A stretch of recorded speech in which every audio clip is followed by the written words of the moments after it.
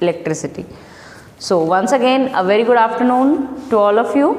Today we are going to study AC through a capacitor. अभी तक हमने क्या पढ़ा? Till now we have studied AC through a resistor, AC through a inductor. हमने क्या पढ़ा? एक resistor में से AC जब पास होता है तो क्या होता है, तो हमने देखा था कि करंट और वोल्टेज सेम फेज में जा रहे थे. जब करंट मैक्सिमम हो रहा था तो वोल्टेज भी मैक्सिमम हो रहा था, और जब करंट ज़ीरो आ रहा था तो वोल्टेज भी ज़ीरो आ रहा था. या यूँ कहूँ कि जब वोल्टेज ज़ीरो था तब करंट ज़ीरो होगा. ठीक है. और इंस्टेंटेनियस वैल्यू हमने फाइंड आउट या हमने अज्यूम की थी, उसके करस्पॉन्डिंग हमने instantaneous voltage current find out किया था दोनों ही केसेस में. इंडक्टर के केस में हमने क्या फाइंड आउट किया था? इंडक्टर के केस में हमें ये पता लगा था कि करंट और वोल्टेज एक दूसरे से π/2 फेज डिफरेंस पर चलते हैं. Current lags behind the voltage, current voltage से π/2 फेज पीछे चलता है. ठीक है. ये हमने लास्ट टॉपिक में पढ़ा था. उसमें हमने ये भी पढ़ा था कि इंडक्टर की वजह से एक रेसिस्टेंस जैसी क्वांटिटी जो कि एसी को अपोज करती है या करंट को अपोज करती है, वो जो क्वांटिटी है वो आती है और उसको हम नाम देते हैं इंडक्टिव रिएक्टेंस, जिसको हम डिनोट कर रहे थे बाय XL, और ये इक्वल टू थी omega into L. Omega is the angular frequency of the source and L is the inductance of the given inductor. ठीक है. तो यहाँ से हमने इंडक्टिव रिएक्टेंस निकाला था और हमने कहा था कि इसकी यूनिट भी रेसिस्टेंस जैसी ही होती है, दैट इज ओम, क्योंकि ये भी वैसा ही काम करता है, करंट को अपोज करने का ही काम करता है. किस में? इंडक्टर में. ठीक. और हमने क्या कहा था कि इंडक्टर के अक्रॉस जो एवरेज पावर डिसिपेटेड होगी, जो एवरेज पावर एक इंडक्टर के अक्रॉस डिसिपेट होती है एक कंप्लीट साइकिल पर. ठीक है. एक कंप्लीट साइकिल पर इंडक्टर के अक्रॉस जो पावर डिसिपेट होती है उसकी वैल्यू क्या आती है? 0. ठीक. आज हम कैपेसिटर के लिए वही वैल्यूज़ फाइंड आउट करेंगे कि कैपेसिटर को अगर हम लगा दें एक एसी सोर्स के साथ तो क्या होगा. ठीक है. तो उसकी बात हम करते हैं. देखिए, मान लीजिए कि एक कैपेसिटर है, ये है आपका कैपेसिटर, और इसके अक्रॉस आपने एक एसी सोर्स लगाया. ठीक. इसका कैपेसिटेंस है C, और एसी सोर्स जो आपने लगाया मान लीजिए V एसी सोर्स लगाया. ठीक है. V इंस्टेंटेनियस वोल्टेज का एसी सोर्स आपने लगा दिया. ठीक. अब इस कैपेसिटर के अक्रॉस एक बात ध्यान रखना बच्चों, कैपेसिटर को जब हमें चार्ज करना होता है, ठीक है, कैपेसिटर को जब हमें चार्ज करना होता है तो हम उसको DC से चार्ज करते हैं. ठीक है. यानी हम क्या अप्लाई करते हैं? DC अप्लाई करते हैं. तो यहाँ मान लेना कि इस कैपेसिटर के अक्रॉस जब हम DC अप्लाई करते हैं, अभी तक हम क्या कर रहे थे कि एक कैपेसिटर लिया, इस कैपेसिटर के अक्रॉस हम क्या कर रहे थे? बैटरी कनेक्ट करते थे, और बैटरी कनेक्ट करने से हम कहते थे कि इस पॉजिटिव टर्मिनल से यहाँ पर पॉजिटिव आयंस डेवलप हो जाएंगे और नेगेटिव आयंस यहाँ पर जाकर इकट्ठे होंगे, जिससे ये जो कैपेसिटर है इसकी प्लेट्स क्या हो जाएंगी? चार्ज हो जाएंगी. ठीक. लेकिन जैसे ही इसमें से चार्जिंग कंप्लीट हुई, जब आपने बैटरी लगाई तो करंट इस पाथ में कब तक फ्लो हुआ? केवल तब तक जब तक कि ये कैपेसिटर पूरी तरह से चार्ज नहीं हो गया, फुली चार्ज हो गया. उसके बाद यहाँ पर करंट फ्लो स्टॉप हो जाएगा. ठीक. उसके बाद यहाँ पर करंट फ्लो स्टॉप हो जाएगा. क्यों स्टॉप होगा? क्योंकि अगर इस बैटरी की वोल्टेज है V, तो हमें पता है V is equal to Q is equal to CV, और अगर इस कैपेसिटर की कैपेसिटी या कैपेसिटेंस है C, ठीक है, तो यहाँ से जब इस पर V इक्वल टू Q/C इतना होगा, Q/C जो V है वो जब इस वोल्टेज के बराबर हो जाएगी तो यहाँ पर करंट का फ्लो स्टॉप हो जाएगा. ठीक. अब यहाँ पर यूँ मान लीजिए कि यहाँ पर करंट कितनी देर फ्लो हुआ? केवल उतनी सी देर जितनी देर की ये कैपेसिटर चार्ज हुआ. ठीक है. लेकिन जब हम एसी को लगाएंगे उसके बाद इसमें करंट फ्लो होगा, उसके बाद इसके अंदर करंट फ्लो नहीं होगा. क्यों नहीं होगा? तो इसके अंदर एक इलेक्ट्रिक फील्ड जनरेट हो जाएगा. इसी कैपेसिटर की प्लेट्स के बीच में एक इलेक्ट्रिक फील्ड जनरेट होगा जिसकी डायरेक्शन बाहर वाले चार्जेस से, यानी यहाँ पर अंदर अंदर एक फील्ड जनरेट होगा जिसकी यहाँ पर माइनस होगा और यहाँ प्लस, और ऑपोजिट डायरेक्शन में एक फील्ड जनरेट होगा और वो फील्ड इस चार्जेस को और वहाँ पर जमा होने से स्टॉप करेगा, ठीक है, जिसकी वजह से क्या होगा कि करंट यहाँ पर धीरे धीरे फ्लो होना कम होता जाएगा। भाई ये धीरे धीरे चार्ज होते जा रहा है, तो चार्ज होते जा रहा है तो इसके ऊपर कुछ पोटेंशियल आते जा रहा है, ठीक है, कुछ पोटेंशियल आ रहा है तो इलेक्ट्रिक फील्ड भी कुछ बनेगा यहाँ पर, और जो इलेक्ट्रिक फील्ड बनेगा वो फील्ड क्या करेगा, इन चार्जेस जो कि यहाँ पर आकर एक्यूमुलेट हो रहे हैं, इसके ऊपर इकट्ठे हो रहे हैं, उन चार्जेस का एक्यूमुलेशन को धीरे धीरे अपोज करने लग जाएगा, ठीक। जब ये और ये पोटेंशियल लगभग सेम होंगे उस टाइम पर इक्विलिब्रियम कंडीशन में क्या होगा, दोनों जो कैपेसिटर और जो बैटरी है उनका वोल्टेज सेम हो गया, पैरेलल में मान लें अब हम, तो उस केस में क्या हो जाएगा कि यहाँ पर इस जगह पर करंट फ्लो होना बिल्कुल स्टॉप हो जाएगा, ठीक है। अब ये तो बात हुई डीसी में क्या होता है, ठीक है। डीसी में कुछ इस तरह का होता है कि जब तक कैपेसिटर चार्ज होता है तब तक ही करंट फ्लो होता है, उसके बाद करंट का फ्लो क्या हो जाता है, स्टॉप, ठीक। Now if we apply AC to the capacitor, capacitor के अक्रॉस हम क्या अप्लाई कर दें, AC अप्लाई कर दें, तो क्या होगा, तो देखो जब हम कैपेसिटर के अक्रॉस AC अप्लाई करते हैं तो यहाँ पर कुछ ये C कैपेसिटर है, C कैपेसिटेंस है इसकी, तो जब पॉजिटिव साइकिल आएगी तो इस कैपेसिटर को चार्ज करेगी, ठीक है। हमारी क्या है, AC में हमें पता है दो साइकिल हैं, एक पॉजिटिव साइकिल और दूसरी नेगेटिव साइकिल। ये हो गई आपकी पॉजिटिव साइकिल, ये हो गई आपकी negative cycle.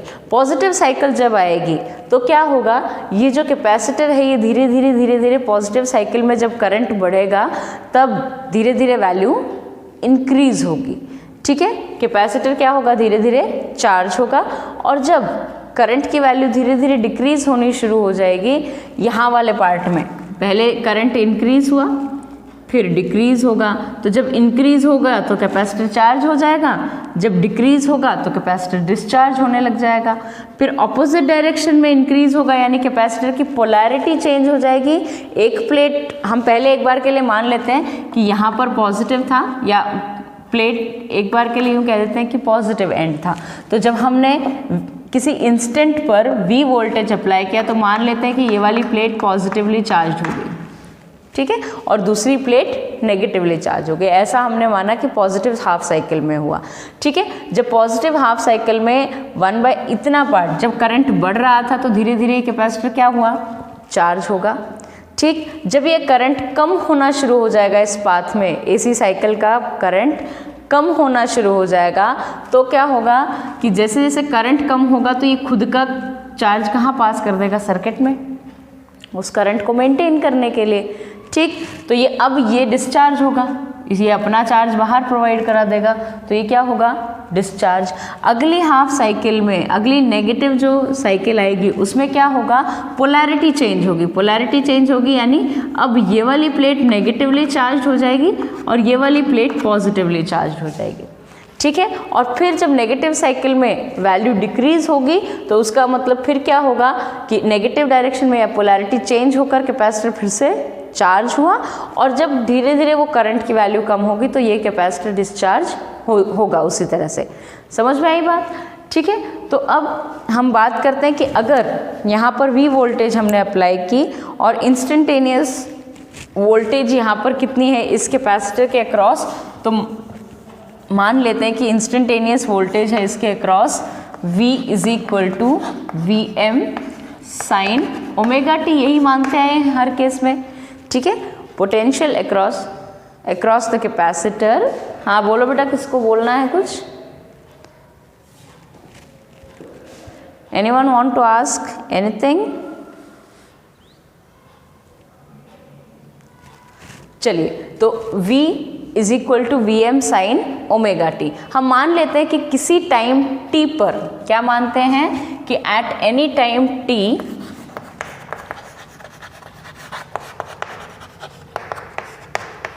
the charge on capacitor is Q, ठीक है।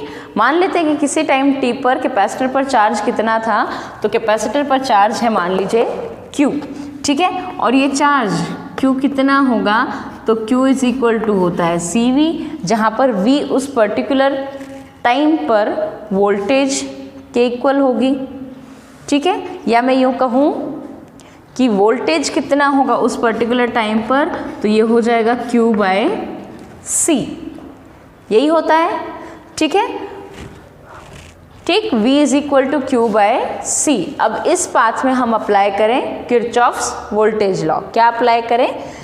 अप्लाई, हमने क्या कर लिया कि किसी इंस्टेंट पर चार्ज कितना होगा Q मान लिया, तो इस फॉर्मूले से हम क्या कह सकते हैं कि पोटेंशियल कितना होगा इस पर। ये फॉर्मूला वैसे लिखने की ज़रूरत आपको है नहीं, सीधे सीधे आप ये लिखिए कि potential across the capacitor will be, इसको ऐसे लिखिए, देन द पोटेंशियल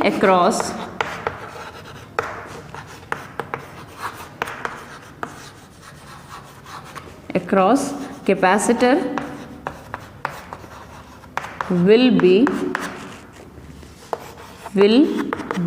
कितना हो जाएगा, तो वोल्टेज होगा Q बाय C, ठीक है, जहाँ पर C उस कैपेसिटर का कैपेसिटेंस है और Q उस पर उस इंस्टेंट पर चार्ज है, ठीक है। अब इस पाथ में हम लगाते हैं KVL, ठीक, इन लूप। इस लूप में हमने क्या लगाया? KVL लगाया। इस लूप में जब हम KVL लगाएंगे तो इसके क्रॉस तो वोल्टेज है V, और यहाँ पर वोल्टेज कितना है, तो यहाँ पर हमें पता है कि V की वैल्यू Q बाय C के इक्वल होती है, ठीक। तो हम अप्लाई करते हैं तो ये आ जाएगा V minus Q by C is equal to 0। Minus क्यों लिखा? तो माइनस इसलिए लिखा कि यहाँ पर धीरे धीरे चार्ज क्या होगा, आता जाएगा धीरे धीरे चार्ज, और वो चार्ज क्या करेगा, इस पोटेंशियल को अपोज करने का काम करेगा, ठीक है। यानी एक तरह से यूँ कह सकते हैं हम कि कैपेसिटर जो है, क्या कैपेसिटर जो है वो डीसी के लिए क्या काम करता है, एक ब्लॉक का काम करता है। वो डीसी पास नहीं करता है, कैपेसिटर केवल एसी पास करता है, ठीक है। तो यहाँ पर V minus Q by C, ठीक है, माइनस इसलिए लिखा जैसे वहाँ पर ये अपोजिंग, ये जो वोल्टेज है ये अपोजिंग होगी नेचर में, इसलिए V minus Q by C is equal to 0, ठीक। तो यहाँ से मैं ये कह सकती हूँ कि V is equal to Q by C, ठीक। यानी इंस्टेंटेनियस वोल्टेज की वैल्यू आपको Q बाय C के फॉर्म में मिल गई, ठीक। लेकिन अब हमें क्या निकालना है? हमें निकालना है करंट, ठीक है। हर बार हम यही तो करते आए हैं, हमने वोल्टेज लिया और वोल्टेज को यूज़ करके हमने उस पर्टिकुलर एलिमेंट के अक्रॉस करंट की वैल्यू देखी और ये देखा कि करंट किस तरह से चेंज हो रहा है उसमें।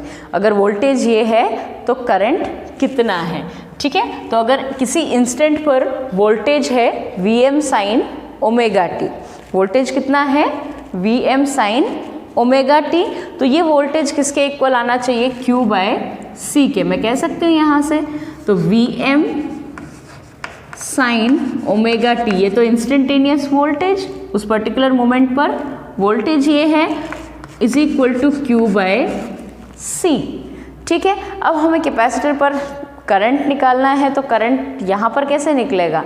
चार्ज के फॉर्म में निकालें। तो चार्ज के फॉर्म में कैसे निकालेंगे? देखिए, इसी को यहाँ से उठाकर इधर रखिए, ये क्या आ जाएगा? Vm into C sine omega T is equal to Q, ठीक है।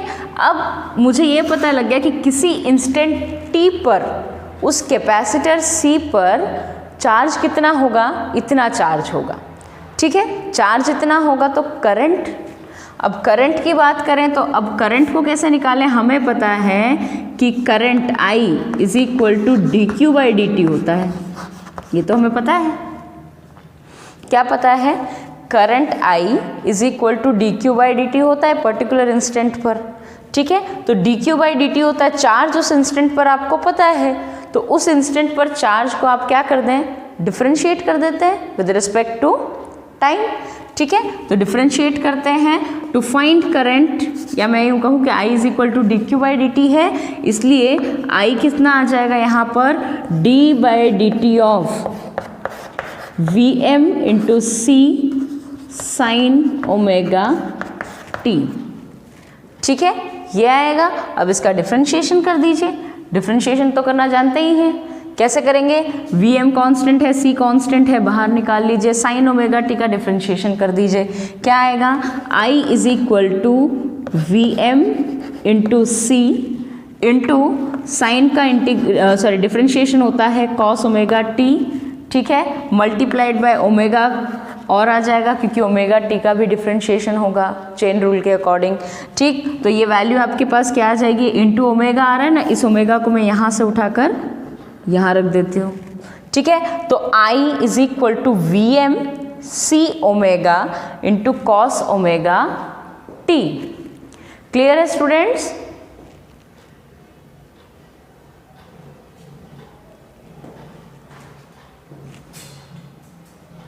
एनी डाउट बच्चों?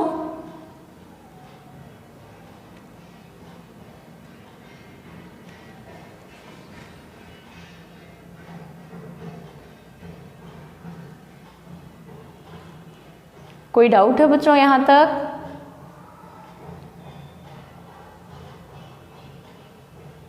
चलें आगे। चलिए, तो ये हो जाएगा आपका,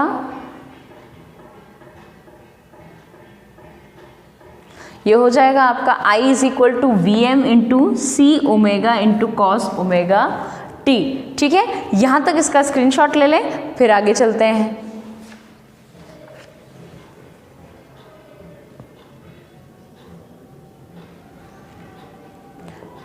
ठीक है, तो देखिए अब यहाँ पर वोल्टेज था Vm साइन ओमेगा टी और उसके कॉरस्पॉन्डिंग जो करंट इस पाथ में आएगा वो करंट कितना आएगा, तो वो करंट आया है आपका I is equal to Vm into omega C into cos omega T, ठीक। अब कॉस ओमेगा टी को मैं एक और नाम ले सकती हूँ, कैसे लिख सकती हूँ, cos omega T can be written as sine omega T plus pi by two, या यूँ कहें कि pi by two plus omega T, एक ही बात है, ठीक है। साइन 90 प्लस थीटा क्या होता है, कॉस थीटा होता है ना। तो यहाँ पर मुझे ओमेगा टी पहले रखना है, प्लस में रखना है, इसलिए मैंने इसको पहले रखा है, प्लस पाई बाय टू बाद में रख लिया, ठीक। तो मुझे पता है कि कॉस ओमेगा टी को मैं क्या लिख सकती हूँ, sign omega T plus pi by to. तो यही एक्सप्रेशन को मैं ऐसे लिख सकती हूँ, Vm ओमेगा सी साइन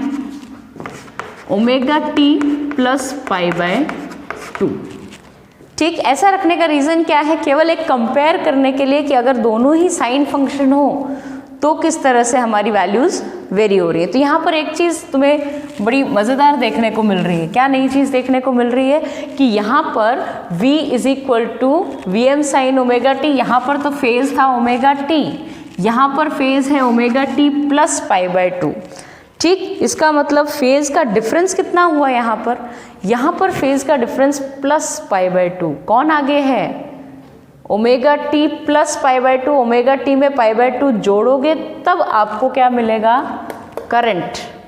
इसका मतलब करंट आगे होगा और वोल्टेज पीछे रहेगी। क्या कह रहे हैं, करंट आगे होगा और वोल्टेज आपको कहाँ मिलेगी, पीछे। कितनी पीछे, तो पाई बाय टू फेज़ पीछे, पाई बाय टू एंगल पीछे, ठीक है। अब यहाँ पर जानने की बात ये है कि हम हर बार इस चीज़ को क्या लिख देते हैं, इस चीज़ को I0 लिख देते हैं, क्या कहते हैं कि ये है हमारा I मैक्सिमम, है ना, या पीक वैल्यू ऑफ करंट है, ठीक। तो ये अगर पीक वैल्यू ऑफ करंट है तो इसमें हमारे पास कुछ भी नहीं आया, क्या नहीं आया कि हमें क्या चाहिए, V बाई आर आ रहा था, तो V बाई आर को हमने कहा कि ये करंट है, ठीक। इंडक्टर के केस में V बाय ओमेगा एल आया, तो हम या यूँ कहें कि V बाय एक्सएल आया, उसको हमने कह दिया कि ये इम्पीडेंस रिएक्टेंस मान लिया और इसको फिर हमने I0 कह दिया या IM कह दिया, ठीक। लेकिन यहाँ पर तो Vm के नीचे तो कुछ आ ही नहीं रहा है, यानी कोई ना कोई ऐसी क्वांटिटी आनी चाहिए जिसको मैं रेसिस्टेंस के साथ कंपेयर करके और कह सकूँ कि ये भी रेसिस्टेंस वाला काम कर रहा हो, ठीक है। तो उसके लिए देखो, उसके लिए इसी एक्सप्रेशन को हम क्या लिख सकते हैं, देखो लिखेंगे तो इसी को हम क्या लिखेंगे, IM peak value of current. So current I is equal to Vm, या यूँ कहूँ कि I M into sine omega T plus pi by 2, ये हो गई आपकी करंट की वैल्यू। ठीक, लेकिन अब यहाँ पर आई एम क्या है, आई एम है आपका V M into omega C. ठीक, अब इस चीज़ को रेसिस्टेंस वाली क्वांटिटी के कंपेरेबल बनाने के लिए, यानी जब हमने प्योर रेसिस्टेंस का केस पढ़ा था तो V बाई आर आ रहा था, तो यहाँ पर भी मुझे क्या चाहिए कि मैं चाहती हूँ कि इस Vm के नीचे डिनोमिनेटर में कुछ लिखूँ। तो इसी को मैंने क्या किया, इसी क्वांटिटी को यहाँ से उठाया और डिनोमिनेटर में डाल दिया 1/ओमेगा c। बात तो एक ही है। क्या कर दिया, ओमेगा c को यहाँ से उठाया और इसको नीचे लिख दिया 1/ओमेगा c। बात तो वही है ना, चाहे मैं Vm ओमेगा c लिखूं, चाहे मैं Vm अपॉन 1/ओमेगा c लिखूं, बात एक ही है। इसको बनाने का रीज़न क्या था कि ये वाली क्वांटिटी, अब Vm के डिनोमिनेटर में कोई क्वांटिटी आ गई।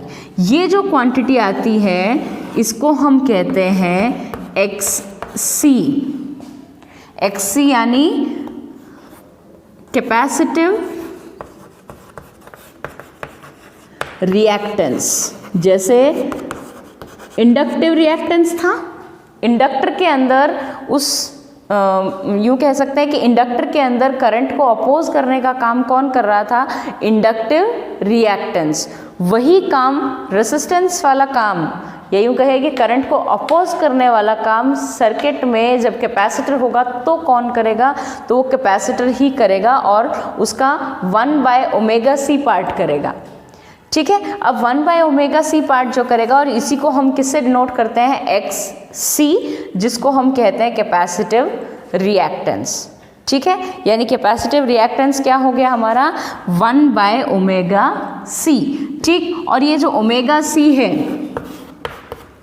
ठीक है, ये जो 1/ओमेगा c को तो Xc यानी कैपेसिटिव रिएक्टेंस कहते हैं, और इसी की यूनिट क्या हो जाएगी, इसकी यूनिट हम इक्विवेलेंट मानते हैं किसके, ओम के। रेसिस्टेंस की जो यूनिट होती है उसी वही यूनिट यहाँ पर किसकी मानते हैं, कैपेसिटिव रिएक्टेंस की। ठीक, तो इसकी SI यूनिट भी क्या हो जाएगी, ओम। क्लियर है बच्चों यहाँ तक? ठीक है, तो करंट का एम्पलीट्यूड कितना होगा, जो करंट हमारे पास, या मैं यूँ कहूँ कि जो करंट उस कैपेसिटिव सर्किट में जाएगा उस करंट की का एम्पलीट्यूड या पीक वैल्यू क्या होगी, तो वो हो जाएगी V maximum upon capacitive impedance, sorry capacitive reactance. ठीक है, चलें आगे।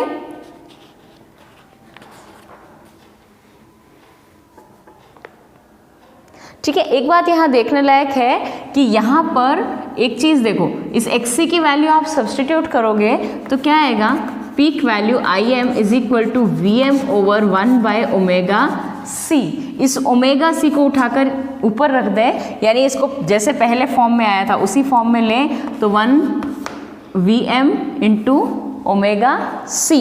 अब यहाँ एक बात देखो, Im current is proportional to omega, या मैं यह कहूँ कि इज प्रोपोर्शनल टू फ्रीक्वेंसी, क्योंकि ओमेगा क्या है, 2πf या 2πν। ठीक है, तो पीक वैल्यू फ्रीक्वेंसी के डायरेक्टली प्रोपोर्शनल है। क्या आया, peak value of current is directly proportional to frequency. तो अगर आपको फ्रीक्वेंसी और current, peak value of current के बीच में ग्राफ बनाना पड़ जाए तो वो वैल्यू क्या आएगी, फ्रीक्वेंसी के डायरेक्टली प्रोपोर्शनल आएगी आपके पास पीक वैल्यू। जितनी ज़्यादा फ्रीक्वेंसी उतना ज़्यादा एम्पलीट्यूड। ठीक है, ये इसके प्रोपोर्शनल आएगा। समझ में आ रही है बात, यानी कि एंगुलर फ्रीक्वेंसी के प्रोपोर्शनल है आपका एम्पलीट्यूड। ठीक, लेकिन अगर बात करें हम Xc के केस में, किसके केस में, इंडक्टर के केस में, इंडक्टर के केस में अगर ध्यान हो तो इंडक्टर के केस में हमारे पास आया था कि Im is equal to Vm by omega L, और ओमेगा L को ही आपने क्या कहा था, रिएक्टेंस ऑफ इंडक्टर या इंडक्टिव रिएक्टेंस। ठीक है, तो यहाँ पर फ्रीक्वेंसी के साथ ये जो करंट है, एम्पलीट्यूड ऑफ करंट, वो कैसे वेरी हो रहा है, इन्वर्सली प्रोपोर्शनल था। यानी यूँ कह सकती हूँ कि यहाँ पर I M is proportional to one by omega, या मैं यूँ कहूँ it is proportional to one by frequency F. तो कोई गलत नहीं है। समझ में आई बात? वहाँ पर वो भी फ्रीक्वेंसी पर डिपेंड कर रहा था, लेकिन फ्रीक्वेंसी पर किस तरह से, इन्वर्सली प्रोपोर्शनल था। लेकिन अब यहाँ पर क्या हो गया है, यहाँ पर मैक्सिमम करंट जो है कैपेसिटर के अक्रॉस वो फ्रीक्वेंसी के डायरेक्टली प्रोपोर्शनल आ रहा है। ठीक है, इसका मतलब वहाँ पर फ्रीक्वेंसी 0 तो करंट 0। क्या हो रहा है, फ्रीक्वेंसी 0, सॉरी फ्रीक्वेंसी मैक्सिमम तो करंट क्या आएगा, मिनिमम। ठीक है, और यहाँ उल्टा है, यहाँ फ्रीक्वेंसी मैक्सिमम तो करंट मैक्सिमम। समझ में आई बात? इसका मतलब इंडक्टर के अक्रॉस तो अगर फ्रीक्वेंसी 0 हो गई तो करंट हो गया, करंट भी क्या हो जाएगा, 0। ठीक, और यहाँ पर सॉरी 0 की बात नहीं करेंगे हम यहाँ ये कह सकते हैं कि अगर फ्रीक्वेंसी बढ़ी तो आई एम कम होगा, यहाँ पर फ्रीक्वेंसी बढ़ी तो आई एम भी बढ़ जाएगा। ठीक है, कोई डाउट है किसी को यहाँ तक? चलें आगे। अब इसको समझते हैं एक बार हमारे ग्राफ से। ग्राफ से कैसे समझेंगे, तो देखो, अच्छा ग्राफ बनाने के लिए बोल दे तो आपको आई एम और फ्रीक्वेंसी के बीच में ग्राफ बनाने के लिए बोल दे, तो यहाँ पर आपका आई और यहाँ पर आपका फ्रीक्वेंसी ओमेगा, तो इनके बीच में ग्राफ कैसा है, डायरेक्टली प्रोपोर्शनल। डायरेक्टली प्रोपोर्शनल यानी ये ग्राफ आ जाएगा आपका कि I M is proportional to omega या फिर फ्रीक्वेंसी, और फ्रीक्वेंसी के बीच में भी सेम ग्राफ आएगा। दिख रहा है ना, आई एम डायरेक्टली प्रोपोर्शनल है ओमेगा के, तो डायरेक्टली प्रोपोर्शनल के लिए तो आपके पास स्ट्रेट लाइन आती है। ठीक है, चलें आगे। चलिए तो इसका एक बार ग्राफ और बना लेते हैं, करंट और वोल्टेज का कैसा बनेगा एक बार वो देख लेते हैं कि करंट और वोल्टेज का ग्राफ किस तरह का आता है। लिख लीजिए यहाँ तक, फिर आगे चलते हैं।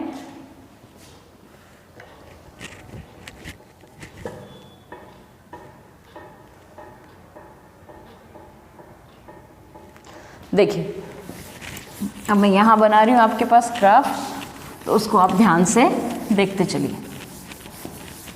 बच्चों एनसीईआरटी बुक्स इस चैप्टर के लिए द बेस्ट है, वहाँ से उठाएं, बहुत सारी चीज़ें अच्छी अच्छी मिलेंगी आपको वहाँ पर। हर एक लाइन में आपको एक क्वेश्चन मिल जाएगा, और इस बार का पेपर आपका एनसीईआरटी बुक में से ही आ रहा है। आपने अगर वो न्यूज़पेपर की कटिंग पढ़ी हो तो एनसीईआरटी का जो आप यूँ मान लीजिए कि सिविल इस बार जो पेपर आएगा वो आपकी एनसीईआरटी में से कम्प्लीटली आएगा, तो हर एक एग्जाम्पल आप एनसीईआरटी का सॉल्व कर लें, एक भी पार्ट आप ना छोड़ें।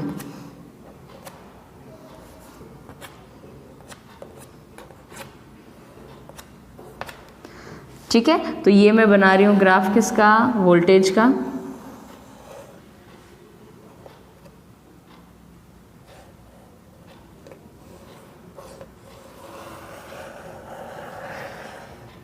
कुछ इस तरह का ग्राफ है। ठीक है, ये क्या है, वोल्टेज, यहाँ पर आइदर वोल्टेज होगी या फिर करंट होगा। ठीक है, तो मैं कह देती हूँ कि ये जो ग्राफ है ये आपका किसका है, वोल्टेज का ग्राफ, और ये है इसकी पीक वैल्यू। पीक वैल्यू यानी VM। ठीक है, और करंट वोल्टेज कैसे है, साइन ओमेगा टी के फॉर्म में है, तो यहाँ पर एंगल π/2, यहाँ पर पाई, यहाँ पर 3π/2, और यहाँ पर है आपका 2π। ठीक है, अब ये तो हुआ वोल्टेज का ग्राफ। करंट का ग्राफ देखें तो देखो Vm साइन ओमेगा टी इसका था, इसका ग्राफ किसका आ रहा था, Vm ओमेगा C, कोई quantity, into cos omega T. Cos omega T यानी ग्राफ कैसा आएगा आपका, कुछ कॉस के ग्राफ जैसा, या मैं कहूँ कि साइन से, साइन ओमेगा टी के ग्राफ से π/2 फेज आगे। कैसे भाई, साइन का ये ग्राफ है ना, साइन ओमेगा टी का ग्राफ ये है। ठीक, लेकिन अब हमारा ग्राफ है साइन ओमेगा टी प्लस π/2, तो यहाँ से π/2 एंगल आगे चले जाओ, ये हिस्सा चला गया, यानी अब ग्राफ स्टार्ट कहाँ से होगा, यहाँ से यूँ करके आगे तक। इसका मतलब जो हमारे पास करंट का ग्राफ आएगा, करंट का जो ग्राफ हमें मिलेगा वो कैसा मिलेगा कि 0 पर तो मैक्सिमम कॉस की वैल्यू क्या होती है, 0 पर 1 कॉस 0, 1 कॉस 90 0, तो ये उल्टा चलता है, तो ये कुछ ऐसे आएगा।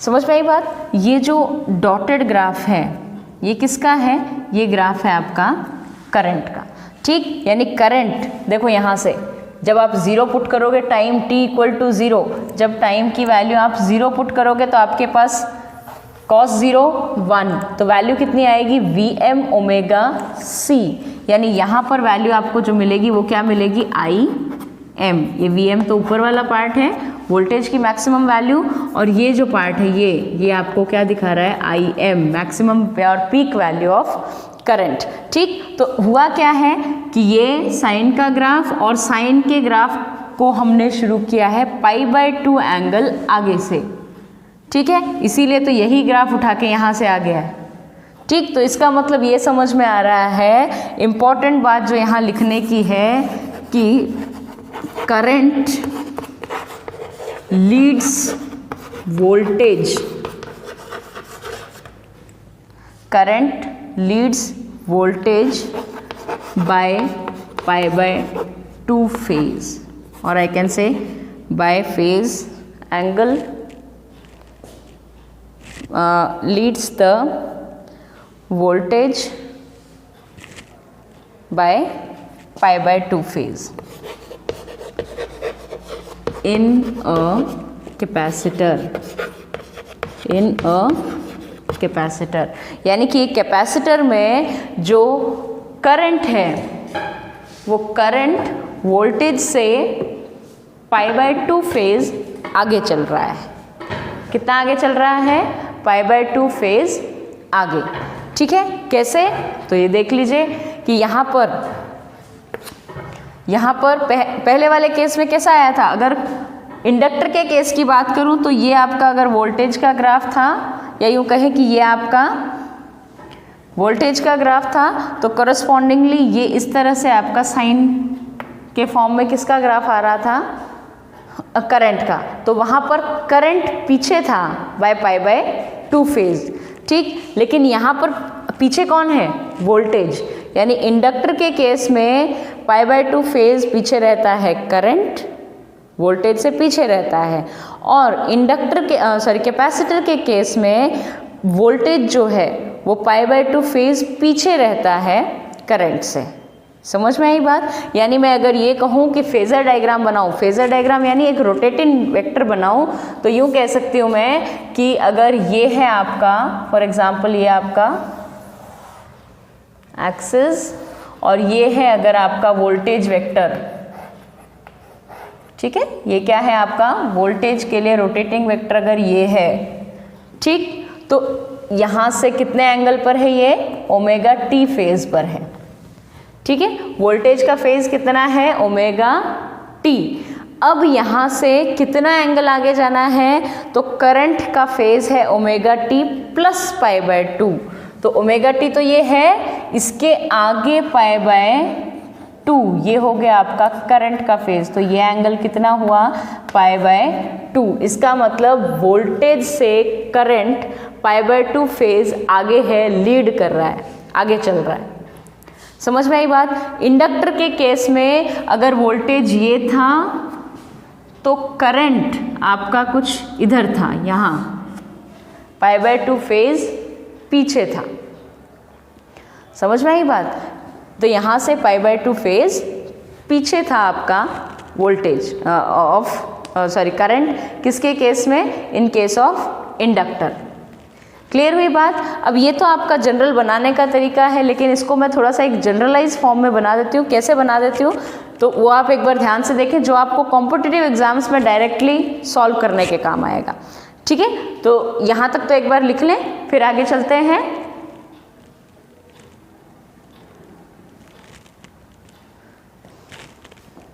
चलें आगे।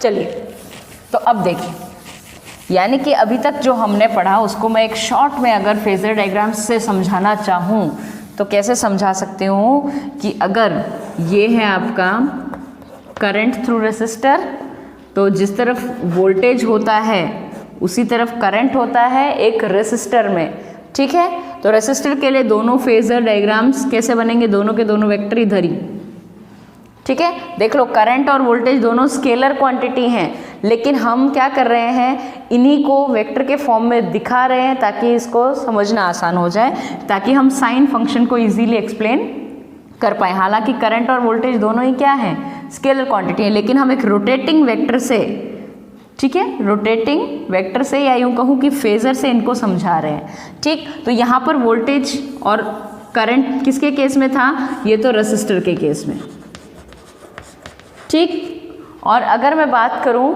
इंडक्टर की, तो इंडक्टर में वोल्टेज π/2 फेज आगे होता है, वोल्टेज π/2 फेज आगे होता है किसमें, इंडक्टर में। यानी L जब होगा तो वोल्टेज इससे, करंट अगर इधर है तो करंट मैंने यहाँ बनाया ना, तो करंट हर केस में आप यही बनाएंगे, ठीक। तो इस करंट से voltage through inductor is π/2 phase ahead of current. π/2 phase आगे है ना करंट से, कौन, वोल्टेज इंडक्टर के केस में, ठीक। अब मैं बात करूं कैपेसिटर की, तो कैपेसिटर में मुझे पता है कि करंट आगे है बाय π/2 फेज, इसलिए मैं कैपेसिटर का वोल्टेज किधर बना दूंगी, इधर Vc। ये क्या बता रहा है, वोल्टेज अक्रॉस कैपेसिटर, और इस वोल्टेज से π/2 फेज आगे है करंट थ्रू कैपेसिटर, और हमें पता है कि इंडक्टर के केस में वोल्टेज से π/2 फेज पीछे होता है करंट। तो तीनों फेजर्स आ गए ना यहाँ पर। करंट के लिए तो सॉरी रेसिस्टर के लिए तो I भी इधर ही, वोल्टेज भी इधर ही, ठीक है। लेकिन इंडक्टर के लिए करंट इधर होगा तो V अक्रॉस L 90 डिग्री आगे, ठीक। अगर कैपेसिटर की बात कर रहे हैं तो करंट अगर यहाँ पर है तो वोल्टेज कहाँ होना चाहिए कैपेसिटर के अक्रॉस, उससे π/2 फेज पीछे, यहाँ पर इस तरह से π/2 फेज पीछे। तो इस तरह से आप क्या समझ सकते हैं, इस तरह से आप तीनों जो हमारे एलिमेंट्स हैं, रेसिस्टर, कैपेसिटर और इंडक्टर, इन तीनों के अक्रॉस वोल्टेज और करंट के बीच में रिलेशन आप इजीली समझ सकते हैं। समझ में आ रहा है ना, करंट बीच में, इससे π/2 फेज आगे वोल्टेज अक्रॉस इंडक्टर, इससे π/2 फेज पीछे वोल्टेज अक्रॉस कैपेसिटर। समझ में आई बात। वो अलग बात है कि करंट हर केस में अलग अलग होगा, हर केस में करंट अलग अलग होगा। इंडक्टर में आप Vm/ωL से निकालेंगे, ठीक है, Im इंडक्टर में आप किससे निकालेंगे, Vm/ωL से, और कैपेसिटर के केस में यही Im आप निकालेंगे तो Vm × ωc से, या 1/ωc से निकालेंगे। समझ में आई बात। इसी को हम कह रहे हैं इंडक्टिव रिएक्टेंस, इस 1/ωc को हम कह रहे हैं capacitive reactance. Clear, any doubt बच्चों।